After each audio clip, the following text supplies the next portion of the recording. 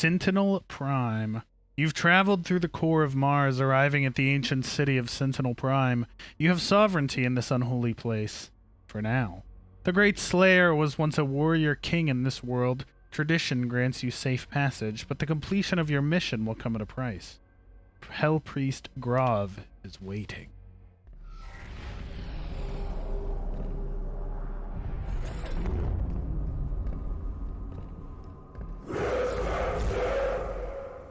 Oh my god. Yeah, I agree.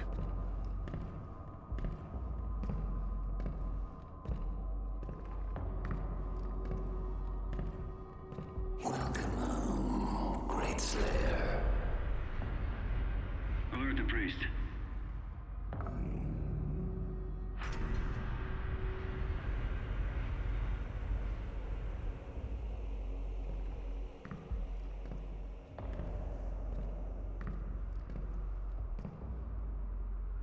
Yeah, this place looks really cool. Looks like a Darkstalkers or a Darksiders level. I feel like the horsemen are gonna be hanging out. Oh no, bandits, we are under siege. Yo! Sachi. And all of your friends, welcome. We're killing demons. And reading lore. Thanks for the raid, friend. What were you up to? Mentor roulettes as usual, or did you mix it up and do some ultimate raiding today? What was on the docket? Sentinel Prime lore. Capped on tomes? Ooh, very exciting. Got some new pants? Ooh, very exciting. The ancient arena is a holy place for the people of Argentinor. Constructed in the earliest days of their history, this Colosseum served as a proving ground for trial by combat. Historical records indicate the Argenta did not jail their own kind, rather prisoners and criminals were granted the right to earn their chance at regaining their honor through victory in the arena. Those who succeeded were given a place to fight in the front lines of Sentinel Army to die in service to Argentinor. This traditional use of arena has subsided since the assimilation with the Dark Realm. The corrupted priests now allow more violent exchanges, with armed captives pitted against demons for sport. The priests of the Order Deeg continue to hold undisputed power on Argentinor. Spilling the blood of the Argent Ascended class will result in the transgressor's banishment. Asylum amongst the Argenta will be denied to any who do not adhere to the rules of engagement. Oh, eating normals with Daryl. How's Daryl doing? I hope he's doing okay. I know he got sick. He's good? Excellent. Oh. Lore?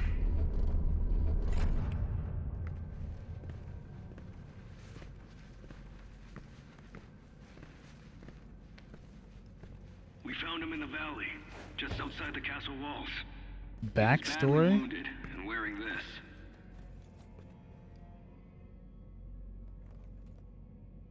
Yo, that's like the old Doom helmet, Guts. isn't it? Huge guts. Kill them. Must kill them all. Doom guy, you're not supposed to He talk. has fight in him yet, in spite of his injuries. He's Send back him to the work arena. already? Holy shit. Let him be judged like the others.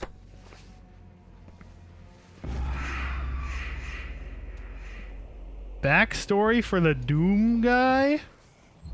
I never thought I'd see the day. History of the Sentinels, Part 4. In the time of King Anovik, as the Argenta secured peace and safety through dimensions across time and space, an outlander came to us. He was not of our world and spoke an ugly tongue. How he first took step upon our land was unknown. Sentinel scouts had found the outlander bloodied, clawed, and near death, mumbling of impending doom and the forces of darkness.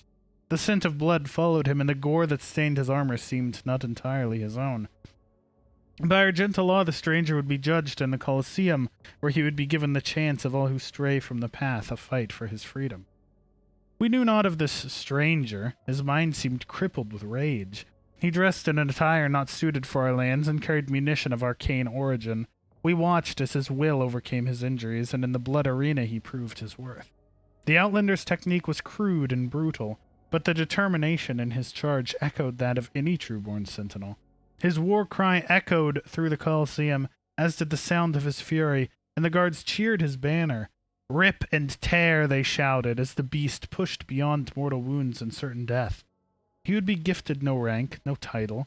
The survivors in the arena were provided only one reward, the right to earn an honorable death while spreading the blessings of the Makers to those in need.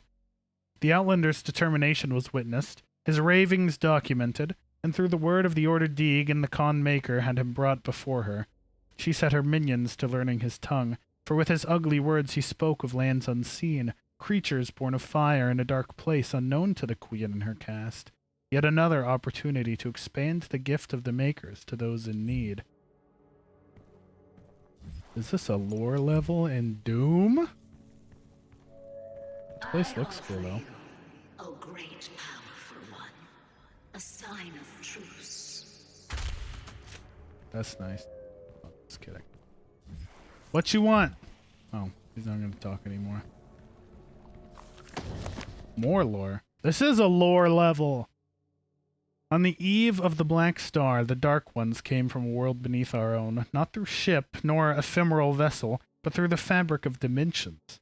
Out of swirling, fiery gates came horned beasts from a timeless realm. First one, then many crashing waves of evil swelled from the obsidian forest of the Argentine overlands.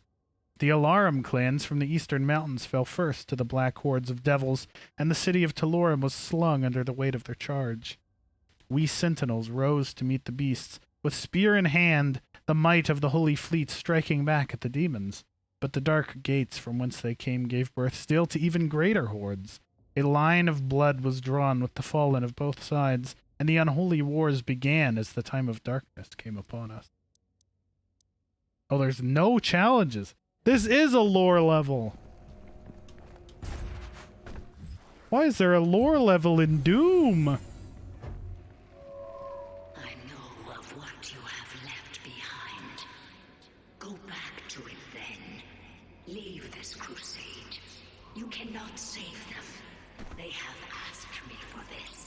So I give it to them. If you let the priest live, then I will return to you what the demons took from you so long ago. He doesn't stop talking if I shoot the hologram. You need only turn back, and it will be yours again. All the pain you carry will be gone. I have full health right now, though. Stupid.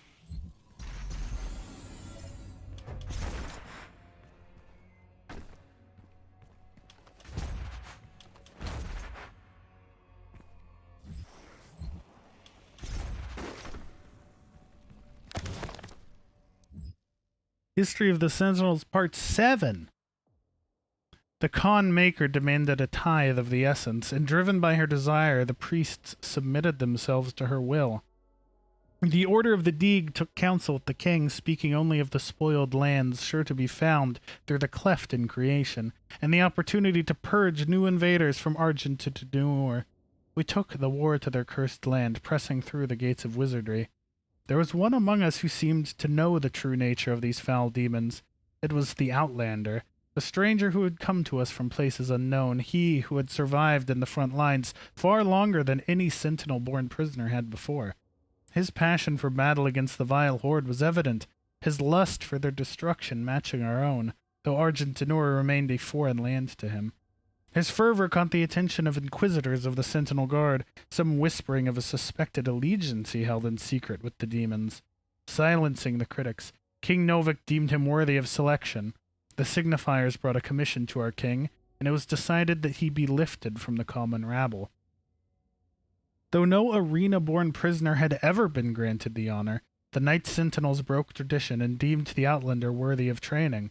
A number of disciples grumbled and chafed at the barbarian present in their ranks, but in the war with the demons all opportunities for even the slightest advantage were to be considered, and as they witnessed the stranger spar with their hallmasters, they found in him an undying, unrelenting compatriot. This man was an outsider, friend to none, and yet rose each time he was thrown to the dirt of the circle. Battered and bruised, his brow stained with blood, he rose with grim determination for the chance to face his enemies in armed combat once again. Time passed, as the stranger was instructed in the codified matrices of their order, the ancient lessons of battle and brotherhood taught to all sentinels. He could sense the opportunity before him. Soon all of hell would feel his wrath once again. Satisfied that he would not be a detriment to their prowess, the Night Sentinels granted him his wish as they ventured through the Hellgates with the stranger in tow. They knew no rest, fighting in the unnatural elements and training under Blood Moon of Night. The stranger suffered exhaustion, wounds, and sickness, but asked for no aid and was offered none. 3 times the Night Sentinels ventured into the gate and back, and upon every return the stranger strode more capable than before. His gait locked in step with the march of the Sentinels, a disciplined and now controlled lust for demon blood ever present. The passing of years and innumerous battles with the devils indentured the stranger to Argenta's mightiest warriors, and no longer did they condescend to him as a new-blooded conscript, for to them he had become a brother in arms forged in war, an ally, and a weapon. Cute.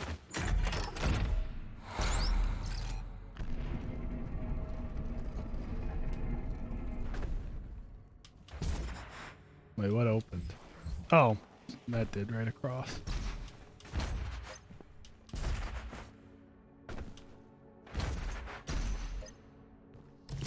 Badoop.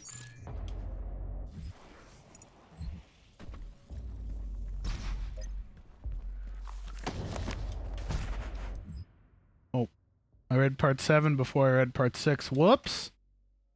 Unlike enemies of the past, we could not contain the demons emergent from the Dark Realm. Their weaponry was not conjured from machined steel, but from the essence of their very being.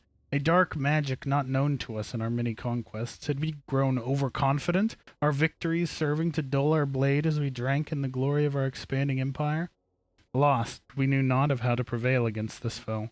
The Maker Gods stood perplexed, and our engineers and priests scrambled to find the advantage in battle we so desperately needed. Unknown to the enemy, we were pushed to the brink of defeat, and our gods stood with us as we worked to find the answer. The Order of the Deeg were the first to unlock the mystery of these foul creatures. The priests were able to capture several of the beasts, and set about to identify the source of their power. It was then that the essence of the Dark Realm was discovered. Not wholly unlike our own, this power was the life essence that flowed through their twisted form and powered their attacks. It could be harnessed to power our own weapons, giving the Argenta the chance to combat the demons on even footing. The priests believed that with greater knowledge of the essence, we could discover its source and cut it off from the demons to strangle their armies from within, allowing us to regain the advantage we required for victory on the battlefield. The Khan Maker gave blessings to Her Majesty and directed the priests to delve deeper into the mysteries of the Scarlet Elixir from the demonic realm, for she sought only to return balance to our universe. Proper assimilation was required as hell stood beyond her influence. After great effort, the priests discovered more than they had ever hoped for. They learned of the true nature of the demonic energy and how it could strengthen those skilled enough to harness its power. The energy coursing through the malformed bodies of our relentless enemy could be used to end life or to enhance it. The power to heal, to mend, immortality, knowledge, and enlightened faculties beyond our understanding. With the demon's life force in the skilled hands of the Sentinel priests and under the righteous gaze of the Khan Maker, our people would not only rise to victory over the unholy horde that clawed at our walls, we would move to a higher plateau of existence, ushering in a new era of military science and industrial healing. No Sentinel would grow sick, no Maker would need to suffer the transfiguration that they so feared. All would be risen. None could ever oppose our peaceful ways and threaten our world again. True balance over hell and its legions, over space and time, in this world and all others. We would dictate the order. United with the Makers, we would find peace eternal. There's 4 lore left to get in here. I'm gonna need to drink some damn water. Bring the whole novel in here. I pity the humans. I do. Theirs is a hard role to play. But I can't even pick up the armor. Without their souls, there can be no hell energy, and the Argent will cease to flow. I cannot allow this to happen. We will not stand in the way of Erdag's progress. This is how it has always been done. It is not for you to deny us our chance at prosperity. Okay. History Part 8. How much of this is going to be on the test? As we warred with the beasts, the Argenta society grew under the watchful eye of the Makers, and through the endless power of the Essence. While our generals were consumed with the unholy war, our culture was marked by the beautiful potion the enemy had provided us, the sweet elixir. It brought us immeasurable capacity and empowered us to reach farther into dimensions once thought to be beyond our grasp. Under the direction of our Maker gods and the engineering of our high priests, our weapons blazed and our war machines stormed. The throngs of the populace drank deeply from the well of energy unveiled by the priests, but we of the Night Sentinels took no part in their abundance. Some among us whispered accusations and warnings against this manner of progress, but they were quelled, as it was not our role to dictate the future of our people, only to defend it.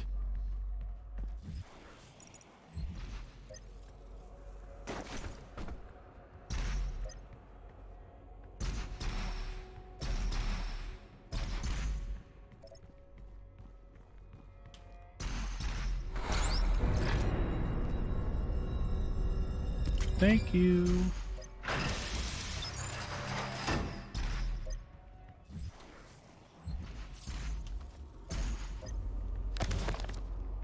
Part 9 of history.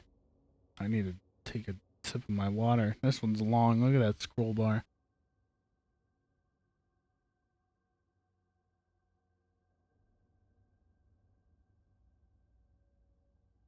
Okay, we'll see if I can make it. As the black star ascended to its zenith, King Novik sat restless on his throne as a howling darkness began to assemble just beyond the mountain rise to the east. The blight came upon us in droves, flooding forth from the Hellgate with merciless fury. They brought with them a monstrous titan, the Dreadnought, a beast to rival the stature and menace of even the mightiest ancestral. The grotesque giant laid waste to all before him, crushing all in his path. This was a total demonic assault, striking at the heart of Argentinor as never before. How was it that the behemoth could pass through the demonic gate without warning? He would never know, though the Night Sentinels believed treason was at play. Caught off guard, the Sentinels scrambled late in defiance of the Titan and his horde, and with his coming the holy city of Taras Nabad prepared for judgment. With the onslaught of the demons massed in the sprawling shadow of the abhorrent fiend, the city shook to its foundation. None were spared, save those that fled north. The vile swarm ransacked our temples and palaces, burning our towers and feasting on the souls of our clergy. Yet the Night Sentinels rallied and held fast against the demons, though they were pushed back and corralled at the blood arena. As the dark of night descended, their swords remained potent and shred the enemy multitude with abandon. Amidst the unyielding ranks of the Sentinels, when all other apprentices had fallen in battle, stood the Outlander. "Rip and tear," he roared, ferocious in battle. The remaining conscripts of the arena stood in awe as they witnessed the beast who had once raged within their very cells, now armored alongside the shoulders of his Sentinel brethren. He had risen where none other had before, a true-born Sentinel fighter, the very best among them. But though the swarm fell before their assault, the Titan remained invincible, for none could tame the behemoth alone. In the hours before dawn, as the Night Sentinels weathered their relentless assault, the Outlander held his ground at the foot of the great wall in the northern bend of the castle. Seeing his unending vigor, Samor, Chancellor to the Mother God, hurried the Outlander away under a veil of secrecy and, for reason unknown, submitted him to a rite untold. This was heresy, for Samor received no consent from the Khan Maker, nor did he receive her counsel. In the Chapel of Purity, the Outlander submitted himself to the divinity machine. There, Samur Maker, the seraphim known to us only as the aid to the Mother God, blessed the Outlander with a fierce speed and power to match his will. It was the method by which this transfusion took place that was most uncertain to us, for we were of the knowledge that the Maker device bestowed onto the Argenta so many generations ago was to be used by the priests, only to find the impurity among us. How could it be that the device was meant to cull the Sentinel breed of its contaminants, could then be used to purify the Outlander's body and give rise to the one who would lead us into battle henceforth? What rose from the holy coffin on that fateful day was not the impure abomination the Covenant warned us of. The hero within would come to be known only as the Great Slayer, the Time Walker, the warrior Khan whose fire sword would blaze forth a path for the just and cut through the demonic horde with a vengeance that only a god king could summon. He rose, unbroken by the ritual, his eyes burning with maker magic. He took the crucible in his hand, and wraithfire leapt forth from the blade, as only it will when held by a true Sentinel warrior king. In our darkest hour, the Slayer had been chosen, defying tradition, our most sacred laws, and the will of the great Khan herself. A stranger to our lands had been blessed with celestial might. So we're a magical badass. How do you like that?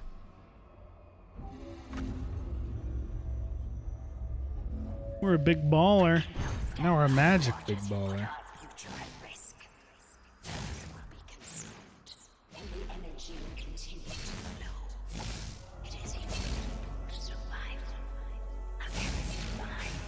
Your hologram sounds very angry, miss.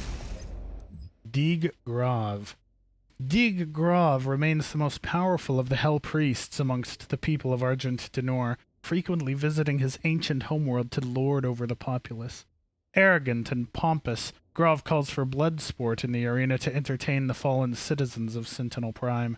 Since the demonic invasion of Earth began, he's operated on the planet's surface, along with his fellow Hell Priests, to direct Hell's forces. But after the deaths of Dig Nilox and Dig Granach, he has fled to the safety of the arena. It was Dig Grav who facilitated the torment and eventual betrayal of the Sentinel Commander Valen, taking the keys to the Sepulchre of Elements and opening the vault of the Sleeping Wraiths. The ancient creatures were abducted, transported to Hell, and tortured to siphon away their power. He used the heart of Valen's son to animate the Icon of Sin, a titan still spoken of in legend throughout Argent Denor.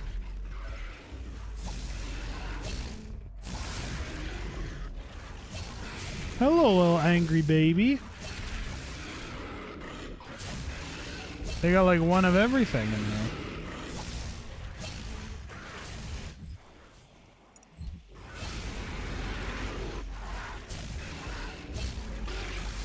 It's a party.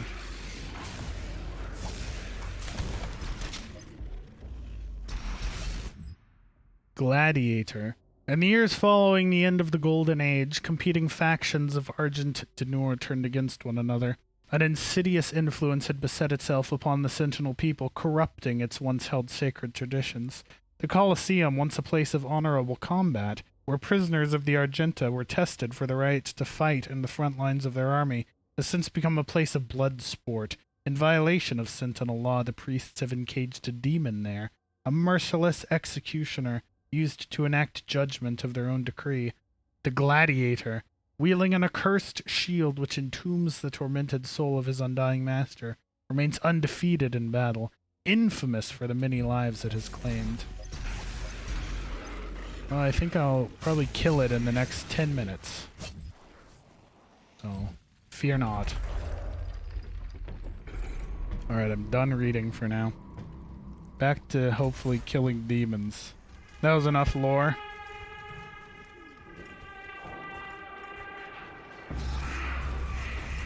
Not quite enough lore.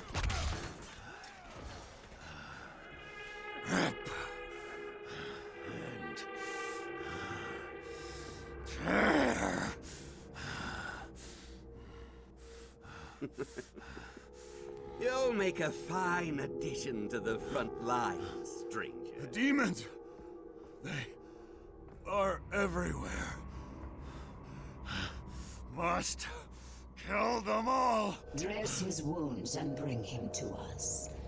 I want to know more about the others he speaks of. Yes, Your Grace. Your Excellency? If Sentinel holy blood is spilled on these grounds, you will lose all sovereignty here. Okay.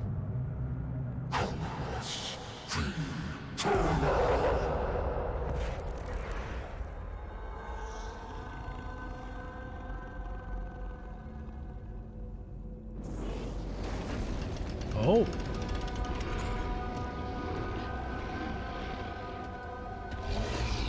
That is indeed a big shield.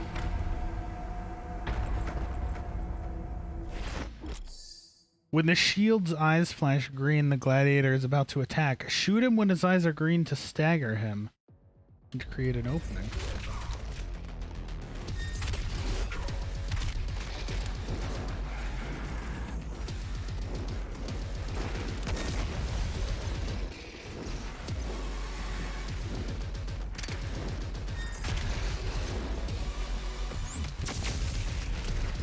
Oh, you can't pull up the weapon wheel with the BFG out. They fixed the glitch.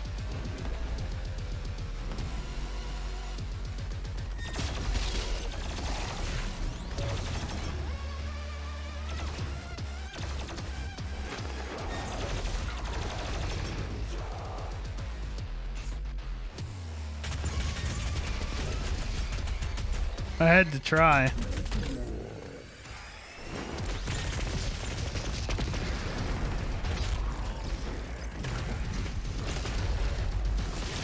Woo! That was a new attack.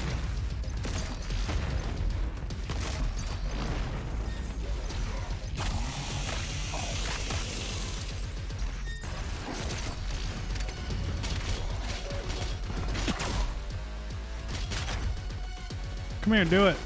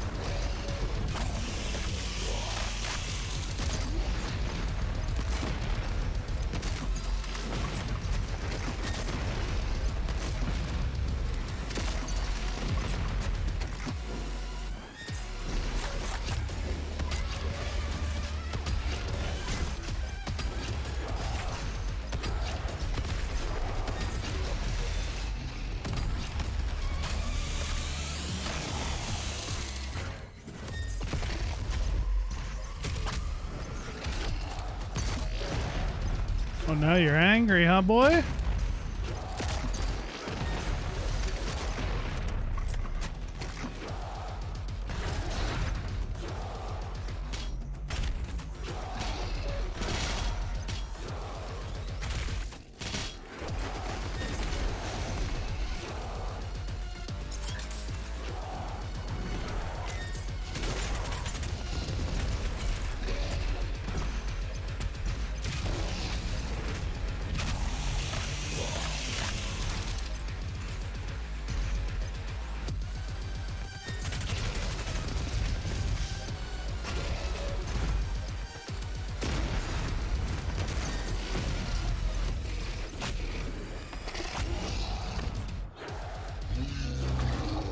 Ditch the shield, homie. It's not doing you any good.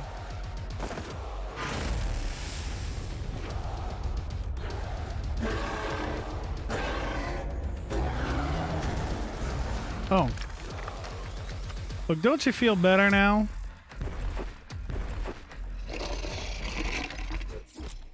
Without his shield, the gladiator is more aggressive and has more attacks. When he spins one of its flails, it returns attacks back to the player. Oh.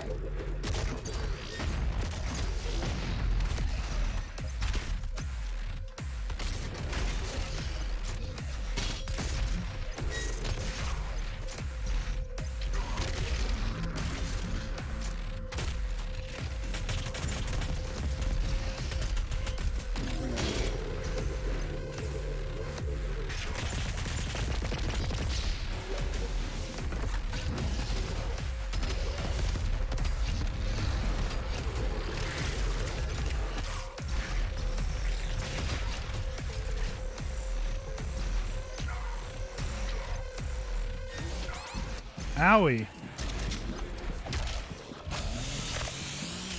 I don't care for that.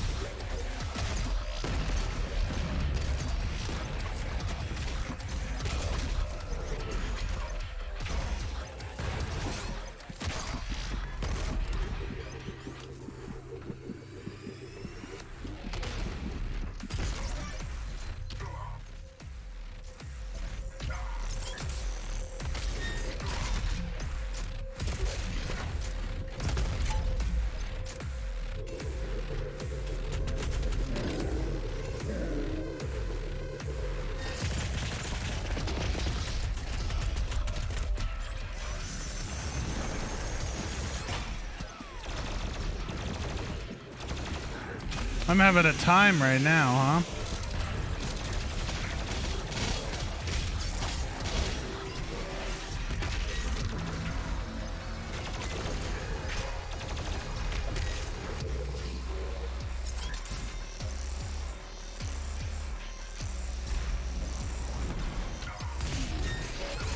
Ow.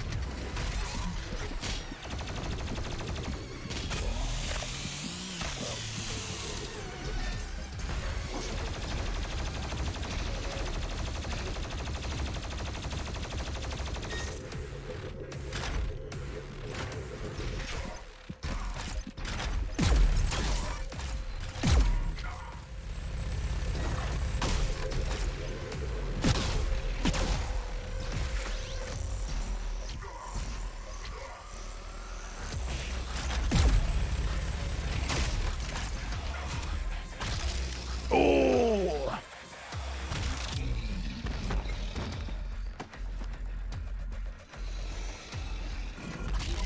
Oh! See ya!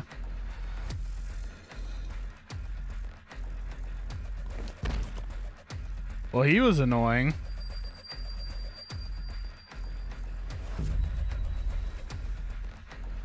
This stops nothing. Earth will be consumed, regardless of what...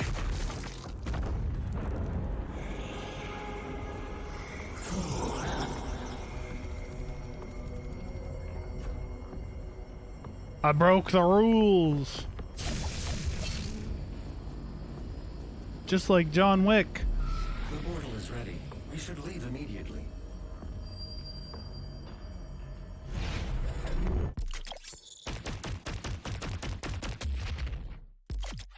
That's a lot of weapon points. Ooh, glory kills on demons will now instantly recharge a blood punch. Cool.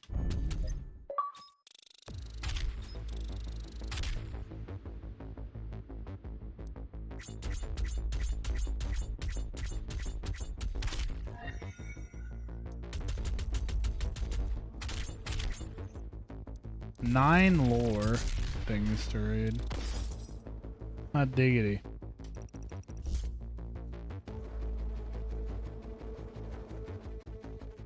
Back to the Fortress of Doom.